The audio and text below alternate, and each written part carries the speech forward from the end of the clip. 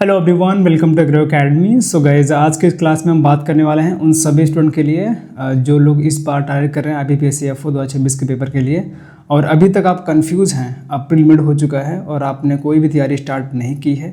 तो आज के इस वीडियो में आपको बताऊंगा कि आपको प्रीलिम्स और मेंस कैसे साथ में लेके चलना है जब तक आपका एग्ज़ाम होता है। ठीक है, क्योंकि समय कम बचा हुआ है तो दोनों को पढ़ना बहुत ज़रूरी है। दोनों अगर कवर नहीं करते हैं तो आप भूल जाइए कि आपका सिलेक्शन इसमें होने वाला है। ठीक है, तो लास्ट के वीडियो में कुछ लोगों ने बोला था कि हमें रिसोर्सेज वगैरह बताइए प्रीलिम्स के लिए, तो उसके लिए मैंने कुछ चीज़ें यहाँ पे ऐड की हुई हैं। क्या क्या फोकस करना है प्रीलिम्स और मेंस में, कौन कौन से हाईएस्ट वेटेज वाले टॉपिक्स हैं। ठीक है, वो सारी चीज़ें मैं आपको बताऊंगा इस वीडियो में, तो इस वीडियो को पूरा एंड तक ज़रूर देखें।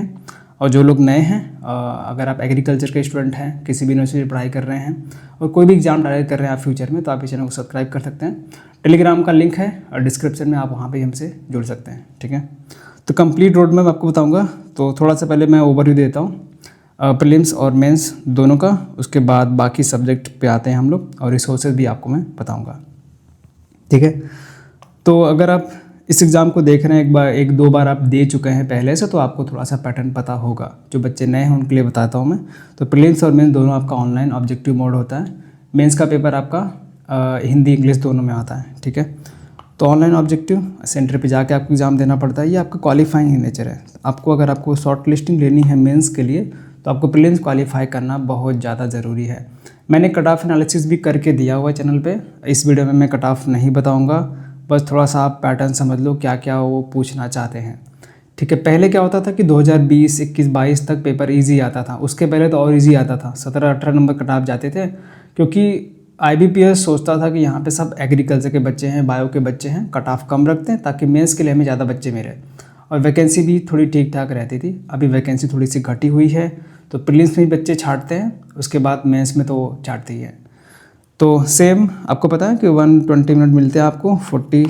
40 का एक स्लॉट होता है इनका तीनों का, 125 मार्क्स के लिए, और 150 क्वेश्चन इसमें रहते हैं। मैंने आगे यहाँ पे क्वेश्चन डाले हुए हैं। तो मेंस का भी वही सेम है, ऑब्जेक्टिव मोड। इसमें भी 4 ऑप्शन नहीं आते, 5 ऑप्शन आते हैं।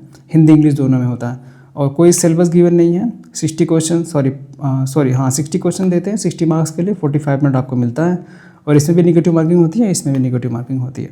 तो ये अगर आप क्वालिफाई करते हैं तो आपको इंटरव्यू का शॉर्ट लिस्ट किया जाता है, उसके बाद आपका फाइनल मेरिट लिस्ट बनता है। ठीक है, अब यहाँ पे देख लेते हैं कि कौन कौन से हाई वेटेज के टॉपिक्स हैं। जैसे हमने आपको बताया, ये तीनों सेक्शन आपके रहते हैं और जितने मार्क्स उतने टाइमिंग हमने आपको ये बता दिया है। आई थिंक यहाँ पे 40 मिनट होगा। ठीक है, अब बात करते हैं थोड़ा सा आगे। यहाँ पे देखिए, इस स्लाइड में आपको पता चल रहा होगा कि भाई अगर आप प्रीलिम्स क्वांटिटी एप्टीट्यूड पढ़ने जा रहे हैं तो कौन कौन से टॉपिक आपको सबसे पहले तैयार करने पड़ेंगे। तो यहाँ पे वेटेज मैंने डाल दिया है। हाई वेटेज किसका है? सबसे पहले नंबर सीरीज़, जो बच्चे प्रैक्टिस करना चाहते हैं। तो जितने भी अलग अलग टाइप हैं आपको डेली नंबर सीरीज़ पढ़नी पड़ेगी। टेबल आपको पता होना चाहिए। ठीक है, जितने भी पैटर्न आते हैं अलग अलग टाइप्स, वो सारी चीज़ें आपको पता होनी चाहिए, तब जाके आप ये 5 क्वेश्चन बना पाएंगे। ठीक है, इसमें भी काफ़ी बच्चे गलती कर देते हैं, सोचते हैं नंबर सीरीज आराम से कर लेंगे, लेकिन होता नहीं है उतना आसानी से। प्रैक्टिस के लिए आप RS अग्रवाल प्रेफर कर सकते हैं और कौशिक मोहंती सर की कुछ प्लेलिस्ट आपको पड़ी होगी यूट्यूब पे, आप उसको भी देख के प्रैक्टिस कर सकते हैं। और हमने भी बैच में काफ़ी प्रैक्टिस DPQs डाल दिए, आप उसको भी देख सकते हैं। उसके बाद सिंप्लीफिकेशन, अप्रॉक्सीमेशन, ये पूरा स्पीड पे खेल है। जितना प्रैक्टिस करेंगे आप उतना अच्छा ये बना के लेके जाते हैं आप। ठीक है, इसके लिए कोई अलग से भारी भरकम नोट्स वगैरह तैयार करने की ज़रूरत नहीं है। जहाँ से भी क्वेश्चन मिलता है आपको सिंप्लीफिकेशन अप्रॉक्सीमेशन के, तो इसमें आपका पूरा जोड़ घटाना गुणा भाग जितनी भी चीज़ें रहती हैं वो आपको काम आती हैं। कितना तेज़ी से आप कर पा रहे हैं, कितनी अंडरस्टैंडिंग है आपकी, वो सब आएगा आपको प्रैक्टिस से ही। ठीक है, RS अग्रवाल में भी काफ़ी क्वेश्चन दिए हुए हैं और आई थिंक हमने एक PDF भी शेयर किया हुआ था अपने आशीष अरोड़ा सर का। ठीक है, काफ़ी मोटी PDF, उसमें बहुत सारे क्वेश्चन दिए हुए हैं, आप उसे भी डाउनलोड करके प्रैक्टिस कर सकते हैं। और अड्डा 247 के बहुत सारे प्लेलिस्ट पड़े हुए हैं चैनल पे, आप उसे भी प्रैक्टिस कर सकते हैं। ठीक है, और डाटा इंटरप्रिटेशन DI बहुत ज़्यादा इंपॉर्टेंट है, यानी कि आपको 4 DI आती है 5-5 क्वेश्चन के, तो 20 नंबर आपके देखे जाती है। हालांकि एक DI तो किसी से नहीं बनने वाले, तो कोशिश करिए कि 3 DI आप कम से कम इसमें से बना ले जाएँ। ठीक है, तो कैसे प्रैक्टिस करना है? कौशिक मोहंती सर ने प्लेलिस्ट बनाया हुआ है, पहले बेसिक क्लियर कर लो, ठीक है, कैसे सॉल्व करते हैं, कौन कौन से टाइप होते हैं। तो बार ग्राफ, पाई वाले टेबल और जो अदर टाइप्स हैं वो सारी चीज़ें आपको आती हैं देखने के लिए। तो अगर आपको 4 DI आती है तो 3 आपको तो बनानी पड़ेगी, तभी आप क्वांट में अच्छा स्कोर कर पाएंगे। इसके अलावा कोई पर्याय नहीं है कि आप क्वांट में अच्छा स्कोर कर लें अर्थमेटिक के दम पे। तो ये मान के चलो ये चीज़ें आपके लिए अच्छा स्कोरिंग सब्जेक्ट बन जाती हैं। क्वाड्रेटिक क्वेश्चन कभी कभार मिस भी हो जाता है, 3 से 5 क्वेश्चन अगर आपको आता भी है तो 3 से 5 क्वेश्चन। तो DI प्रैक्टिस के लिए मैं बताया कि आशीष अरोरा सर या फिर कौशिक मोहंती सर के प्लेलिस्ट आप ज़रूर से देख लें, यूट्यूब पे फ्री में पड़े हुए हैं। और प्रैक्टिस के लिए हमने नंबर ऑफ़ क्वेश्चंस दे दिया, आई थिंक 100 DI सेट हमने पोर्टल पे डाल दिया है। और उसके बाद क्वाड्रेटिक इक्वेशन जैसे मैंने आपको बताया मीडियम में आता है, RS अग्रवाल में क्वेश्चंस आपको मिल जाएंगे, और यूट्यूब पे कोई प्लेलिस्ट मिलती है तो आप वहाँ से कवर कर सकते हैं। उसके बाद मेजर पार्ट आपका आता है ये अर्थमेटिक का पूरा। छोटे छोटे टॉपिक हैं लेकिन बहुत ज़्यादा टाइम कंज्यूमिंग है और इतनी अधिक कॉन्सेप्ट क्लियर होता भी नहीं है बच्चों का। तो अगर आप ऐसे बच्चे हैं अर्थमेटिक्स बिल्कुल समझ नहीं आती है तो वो मेन जो टॉपिक हैं आपके जो DI सॉल्व करने में हेल्प करते हैं, परसेंटेज, रेशियो, प्रॉफिट लॉस और आपका एवरेज।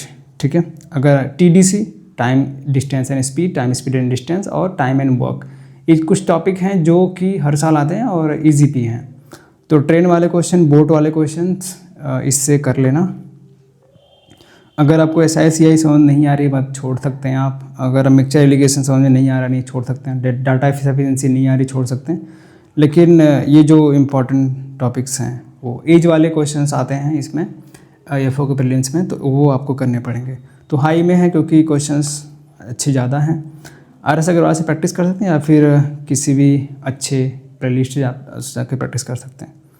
ठीक है, तो प्रीलिम्स क्वांट समझ गए आप। रीजनिंग की तरफ बढ़ते हैं। तो रीजनिंग में भी इसमें क्या है कि आपका क्रिटिकल रीजनिंग स्टार्टिंग वाला पार्ट, पजल वाला पूरा सेक्शन और मिसलेनियस टॉपिक, ये 3 सेक्शन बन के अच्छे खासे स्कोर आप बना सकते हैं। मैंने बताया 50 क्वेश्चन 40 मिनट 50 मार्क्स के लिए। तो मेजर पोर्शन आपका रहता है पजल एंड सीटिंग अरेंजमेंट। 4 से 5 पजल आएंगे और आपको कैसे भी करके 4 या 3 पजल तो बनाने ही पड़ेंगे। उसके सिवा आप भूल जाएं कि मेरा स्कोर आएगा रीजनिंग में। ठीक है, तो बेस्ट सोर्स है अनअकैडमी पे, एक टीचर हैं वो पजल वगैरह डेली लाइव लेते हैं 10 AM पे, देख लेना, चैनल नाम भूल गया मैं। और अंकुश लांबा सर ने भी काफ़ी प्लेलिस्ट बना रखे हैं, काफ़ी क्वेश्चंस करा रखे हैं। ठीक है, अगर आप प्रैक्टिस कर रहे हैं तो SO का जो पेपर है तो मिलता नहीं है हमको, तो आप PO लेवल क्वेश्चन प्रैक्टिस कीजिए, क्लर्क लेवल क्वेश्चन प्रैक्टिस कीजिए। ठीक है या फिर अगर आपको अदर जैसे SO में भी कुछ लॉ ऑफिसर और आई थिंक कंप्यूटर वाले का टेस्ट होता है तो उसका प्रीलिम्स का पेपर आप प्रैक्टिस कर सकते हैं। उसके बाद आपका मिसलेनियस में सिलॉक्स आ जाता है, वेन डायग्राम टेक्निक वगैरह आपको पता होनी चाहिए। सिलॉक्स आता ही आता है 5 क्वेश्चन के लिए। इनइक्वालिटी से 3 क्वेश्चन आ जाते हैं। कोडेड इक्वालिटी से थोड़ा डिफिकल्ट होता है। ये दोनों मिला के आप 5 से 10 क्वेश्चन आप एक्सपेक्ट कर सकते हैं। इसके लिए रिसोर्सेज मैंने यहाँ पे डाल दिए हैं। ब्लड रिलेशन और डायरेक्शन सेंस वाले क्वेश्चन तो आते ही आते हैं। ब्लड रिलेशन अगर आता है तो एक साथ 3 या 4 क्वेश्चन, और डायरेक्शंस के भी 3 से 4 क्वेश्चन एक साथ आते हैं। ठीक है, तो ये 5 से भी 10 क्वेश्चन यहाँ पे बन जाते हैं। होपफुली आपको दिख रहा होगा, यहाँ पे दिख रहा है ना। और उसके बाद alpha numeric and coding decoding मिलाकर भी ये आता है, तो 5 से 10 क्वेश्चन एक साथ में आता है। अल्फ़ा न्यूमेरिक सीरीज़ भी आपको 5 से 10 क्वेश्चन देखने को आता है। तो कुल मिला जुला के आपके 50 क्वेश्चन यहाँ से बन जाते हैं। समझ गए, और मैंने रिसोर्सेज डाल दिए। अब इंग्लिश की तरफ बढ़ते हैं जो कि सबसे बड़ा डर सभी का। लेकिन इसमें क्या है कि पूरा का पूरा खेल रीडिंग का है। आपको ग्रामर तैयार करने की ज़रूरत नहीं है उतना ज़्यादा कि ग्रामर पढ़ने बैठ गए 120 रूल्स याद कर रहे हैं। जितना अच्छी रीडिंग होगी, जितना अच्छी अंडरस्टैंडिंग होगी, उतना अच्छा परफॉर्मेंस करके आते हैं आप लोग। इसीलिए साउथ के बच्चे जिनकी इंग्लिश बचपन से अच्छी है तो वो ग्रामर पढ़ने नहीं जाते, उनको समझ में आ जाता है क्या पूछने वाला, क्या कह रहा है RC में। ठीक है, तो आपका रीडिंग हैबिट कैसे बढ़ेगा? डेली एडिटोरियल सॉल्व करिए। डेली हम आपके लिए टेलीग्राम पे जो डेली का हिंदू का एडिटोरियल पेज आता है वहाँ से हम निकाल के उसको देते हैं, और उसके 8 क्वेश्चन देते हैं डिफरेंट फॉर्मेट के, और उसका एक वोकैब भी बना के देते हैं हिंदी इंग्लिश दोनों के लिए। ठीक है, तो आंसर की भी साथ में रहता है, तो उसको ज़रूर से डेली प्रैक्टिस कीजिए। आई थिंक 66 डेज़ हमने कंप्लीट कर दिए हैं। सारे PDF आपको टेलीग्राम पे फ्री मिल जाएंगे। आप डेली इसको फॉलो कर सकते हैं। तो एरर डिटेक्शन हाई वेटेज है, हर साल आता है। पैरा जंबल तो डेफिनेटली पूछता है, और पैरा कंप्लीशन अच्छे नंबर ऑफ क्वेश्चन आ जाते हैं। तो एसपी बख्शी और निमेशा बंसल मैम का चैनल है, आप उसे फॉलो कर सकते हैं। फिलिंग द ब्लैंक और वो कैब वाले क्वेश्चन मिला लेंगे तो 5 से 10 क्वेश्चन आपके 10 यहाँ पे बन जाते हैं। क्लोज टेस्ट आ ही जाता है, यहाँ भी 8 से 10 क्वेश्चन बनते हैं। ठीक है, तो इंग्लिश के लिए मेन सभी टॉपर थे, आपने सुना होगा कि इंग्लिश सिर्फ और सिर्फ रीडिंग का गेम है। जितना अच्छा तगड़ा आप रीडिंग करते हैं, स्टार्टिंग में समझ नहीं आ रहा है तो अपने मनपसंद ये पढ़िए, धीरे धीरे इंटरेस्ट बनेगा तो आप बाकी टॉपिक्स पढ़ सकते हैं। ठीक है, पहले टाइप भी कवर करते चलिए, कौन कौन से टाइप आते हैं वही प्रैक्टिस करना है सिर्फ। उसके बाद बेस्ट रिसोर्सेज प्रीलिम्स के लिए। ठीक है, तो किताबें कलेक्ट करने मत बैठ जाना। जो कुछ पॉपुलर रिसोर्सेज हैं यूट्यूब पे प्लेलिस्ट पड़े हुए हैं, उससे कवर कर लो, आई थिंक हो जाएगा उतना। ठीक है, लेकिन टीचर पकड़ना तो एक ही पकड़ना, ये नहीं कि 10 टीचर पकड़ रहे 10 लोगों ने अलग अलग कौन से बता रहे हैं, आपका दिमाग खिचड़ी बन जाएगा, ऐसा मत करना। ठीक है, तो एक टीचर पकड़ना जो काफ़ी ज़्यादा क्रेडिबल हैं, काफ़ी टाइम से उनको एक्सपीरियंस है बैंकिंग एग्ज़ाम का और वो पढ़ा रहे हैं, तो वैसे पकड़ना। ठीक है, अगर आपको बुक्स वगैरह देखनी है तो आई थिंक RS अग्रवाल की मैंने PDF डाली हुई है, तो वहाँ से कुछ टॉपिक आपको मिलेंगे जो प्रैक्टिस करने के लिए क्वेश्चन है, बाकी आप प्लेलिस्ट से कवर कर सकते हैं, क्वांट रीजनिंग इंग्लिश तीनों के लिए। ठीक है, उसके बाद मेंस की बात करते हैं दोस्तों। तो देखो अब साथ में लेके चलना है मेंस को भी, तो हमारे पास समय कम बचा हुआ है। तो मेंस में क्या करना है, सबसे पहले यहाँ पे हमने टॉपिक डिस्ट्रीब्यूट कर दिया है, तो हमारे पास सिलेबस नहीं है सबसे पहले, तो हमारे पास एक बड़ा सोर्स है PYQs। हम 8 से 10 सालों का PYQs देखते हैं। ठीक है, तो उसमें सबसे जो चीज़ें निकल के आती हैं कि भाई हमारे पास अधिकतम क्वेश्चंस आ रहे हैं इन 4 टॉपिक से। ठीक है, इन 4 टॉपिक से हमारा लगभग 60% सिलेबस कवर हो जा रहा है। ठीक है, तो agronomy, soil science, horticulture, animal husbandry और इसमें प्लस डेयरी साइंस मिला लो, ये आपका बनाता है 60% सिलेबस कवर करता है, और ये अकेला मिला के आपका 40% कवर करता है। तभी जाके आप 60 में से 45 प्लस स्कोर कर पाएंगे पूरा कवर करने के, तभी जाके। ये परसेंटेज पे ध्यान मत देना। ठीक है, ये मिला के हमारा 60 बन रहा है और ये अकेला 40। अकेला नहीं, इसमें बहुत सारी चीज़ें आपको मैं आगे दिखाता हूँ। समझ के सबसे पहले एग्रोनॉमी की बात करते हैं। तो एग्रोनॉमी में ये हाई वेटेज टॉपिक्स हैं, हालांकि मैंने 5 सालों के जो क्वेश्चंस हैं PYQs वो निकाल के दे दिए, उसी हिसाब से आपके टॉपिक बनते हैं। तो सबसे पहला काम करना है, जितने भी इम्पोर्टेंट क्रॉप्स हैं, जिनकी वैराइटीज़, उनके पेस्ट एंड डिजीज़, वो कवर करते चलना है। ठीक है, तो कोई भी क्रॉप उठाएं तो उसका स्टार्टिंग से एंड तक पूरा वो कवर करना पड़ेगा, तब जाके वो क्रॉप आप कॉन्फिडेंस फील करेंगे भाई हाँ इस क्रॉप से क्वेश्चन आता है तो मिस नहीं होगा। तो इतना भी इजी एक्सपेक्ट मत करना कि सिर्फ वैरायटी पूछेगी, काफ़ी डीप भी चले जाते हैं कभी कभार। ठीक है, अभी तो लैंग्वेज में खेल रहा है IBPS, तो बहुत ही अच्छे से कवर करना पड़ा। आपका बेसिक काम क्या है, पहले जो ऊपर वाली चीज़ें हैं कि भाई हाँ ये कवर है, उसके बाद हम आगे डीप में पढ़ सकते हैं, पहले वो चीज़ें कवर करनी है। क्रॉप प्रोडक्शन मैनेजमेंट, जितनी भी क्रॉप के बारे में चीज़ें हैं आपकी। ठीक है, खरीफ रबी जायद में सोइंग टाइम, हार्वेस्टिंग का टेम्परेचर, pH, सॉइल कैसे लगेगी उसको, पानी कब देना है, अलग अलग स्टेजेस के बारे में जानकारी वो आपको पता होनी चाहिए। सबसे पहला काम ये करना है आपको। ठीक है, उसके अलावा कुछ भी वो मिक्स करके क्वेश्चन बनाता है तो आपके ऊपर है कितनी अंडरस्टैंडिंग आपकी है, कैसे आप टैकल करते हैं क्वेश्चन को। फार्मिंग सिस्टम, क्रॉपिंग सिस्टम, जितने भी टाइप्स हैं सारे कवर करने पड़ेंगे। Irrigation and water management important है, वीड मैनेजमेंट करना पड़ेगा, soil and tillage, land preparation, crop physiology, dry land farming and agrometeorology. ठीक है, ये मैकेनाइजेशन वाला पार्ट आपको एग्री इंजीनियरिंग में कवर करना पड़ेगा। ठीक है, एग्रोनॉमी समझ गए, यहाँ शॉर्ट टॉपिक्स भी हमने मेंशन किया हुआ है। उसके बाद मेजर टॉपिक आता है आपका सॉइल साइंस। तो soil formation starting basic part soil का, फिजिकल प्रॉपर्टीज़ में सारी चीज़ें पढ़नी पड़ेंगी। सॉइल की फिजिकल प्रॉपर्टी, सॉइल की केमिकल प्रॉपर्टी, फर्टिलिटी, सॉइल की सॉइल माइक्रोबायोलॉजी, और हम डिफाइन करते हैं पेडोलॉजिकल और एडाफोलॉजिकल तरीके से, तो उसको भी आपको पता होना चाहिए। ठीक है, उसके बाद मेजर पार्ट आ जाता है आपका प्लांट न्यूट्रिएंट और जितने भी डिफिशियंसी टॉक्सिसिटी जो होती है उसके बारे में, प्लांट और सॉइल दोनों का आपको कवर करना पड़ेगा। ठीक है, हालांकि इसी टाइम पढ़ लेना जितने भी अलग अलग प्लांट न्यूट्रिएंट हैं आपके, ओके, तो मैंने यहाँ पे रिसोर्सेज भी डाल दिए हैं। एग्रोनॉमी के लिए मैंने यहाँ पे रिसोर्सेज भी ऐड कर दिए हैं। और हाँ, इधर है आपका सॉइल साइंस का रिसोर्स, यहाँ पे मैंने डाल दिया। बाकी जो आपका रिक्लेमेशन वाला पार्ट है, सेलाइन, सोडिक, एसिडिक सॉइल, तो ये इनके मैनेजमेंट तो हर साल क्वेश्चन आते हैं। कुछ टेबल्स आपको याद करने पड़ेंगे, पीएच, ईसी और ईएसपी, तो ये सब क्वेश्चन बने हुए हैं ऑलरेडी। सॉइल थोड़ा सा टेक्निकल हो जाता है, तो अगर आप पढ़ रहे हैं तो थोड़ा सा आपको कुछ स्टैंडर्ड सोर्सेज काम करने पड़ेंगे। मोटी किताब पकड़ने जाएंगे तो बहुत ज़्यादा आपके लिए कवर करना मुश्किल हो जाएगा, ठीक है। तो इसलिए कुछ ऐसे रिसोर्सेज हैं, हमने काफ़ी अच्छा काम किया हुआ है पठान नोट्स पे, बहुत ही छोटा नोट्स बनाया है, काफ़ी कंटेंट आपको देखने को मिल जाएगा। आई थिंक 150 पेज का पीडीएफ है, वो इनफ हो जाएगा पूरा सॉइल साइंस कवर करने के लिए, ठीक है। Soil and water conservation, I think ये भी आपको इंजीनियरिंग में पढ़ना पड़ता है, तो आप इसमें भी कवर कर सकते हैं। बाकी फर्टिलाइजर एंड मैन्योर वाला टॉपिक तो हर साल क्वेश्चन तो आते ही हैं, ईजी पड़ जाता है क्योंकि यहाँ से डायरेक्टली हेडिंग से क्वेश्चन आते हैं, ठीक है। उसके बाद हॉर्टिकल्चर, सबको पता है कि वैरायटी सबसे मेन है इसमें हॉर्टिकल्चर में, और उसके बाद बाकी चीज़ें आप कवर कर सकते हैं।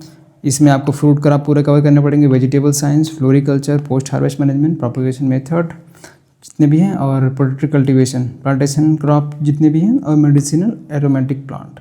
तो ये अगर प्लांट कवर कर लेते हैं, उनके सारे स्पेसिफिक फीचर, बाकी चीज़ें, ठीक है। यहाँ पे रिसोर्स भी डाला हमने, ग्लाउस्टर्स इंस्टेंट हॉर्टिकल्चर, या फिर आप हमारा नोट्स प्रेफर कर सकते हैं, आपके लिए काम हो जाएगा। एनिमल हस्बेंड्री और डेयरी की बात करते हैं, तो जितने भी आपके बेसिक टर्म्स है बात करने पड़ेंगे।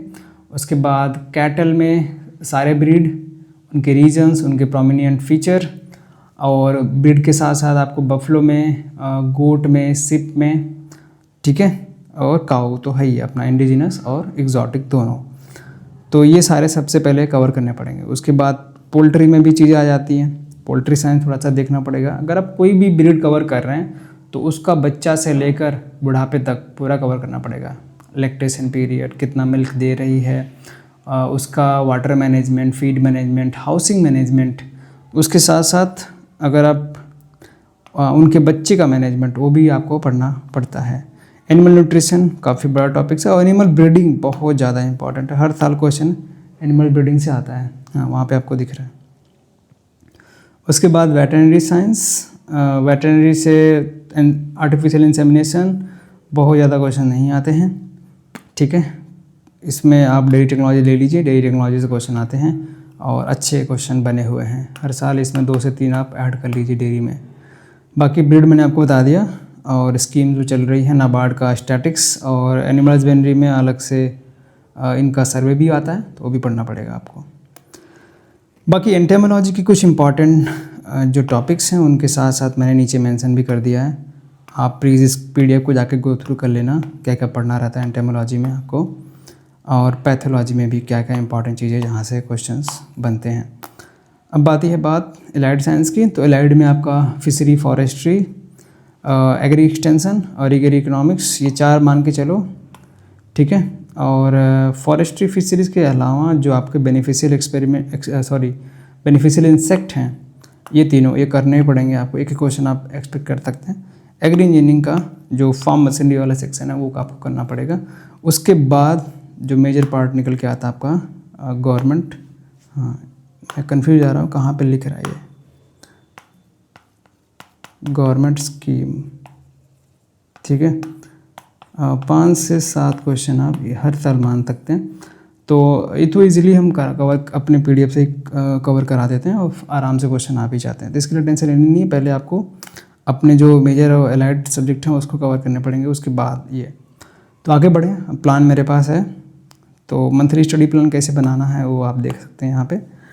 तो प्रीलिम्स और मेंस साथ में लेके चल रहे हैं, तो मैं थोड़ा सा उम्मीद कर रहा हूँ कि आपका मेंस थोड़ा बहुत अच्छा होगा, क्योंकि अभी अगर प्रीलिम्स आपने कुछ नहीं पढ़ा तो आपको टाइम थोड़ा ज़्यादा देना पड़ेगा प्रीलिम्स के लिए, ठीक है। तो अप्रैल आपका पूरा बेसिक कवर करने में लगा सकते हैं आप। ऐसा डीआई और पजल बनाने के लिए कोई अलग से कॉन्सेप्ट डेली पढ़ने की ज़रूरत नहीं है, एक बार आपने कॉन्सेप्ट सीख लिया, बस डेली प्रैक्टिस करना रहता है। स्टार्टिंग में समय जाएगा, एक पजल बनाने में आधा घंटा 1 घंटा भी लग सकता है। एक बार आप कॉन्सेप्ट समझ गए तो आपको धीरे धीरे टाइम आप रिड्यूस कर सकते हैं प्रैक्टिस के द्वारा।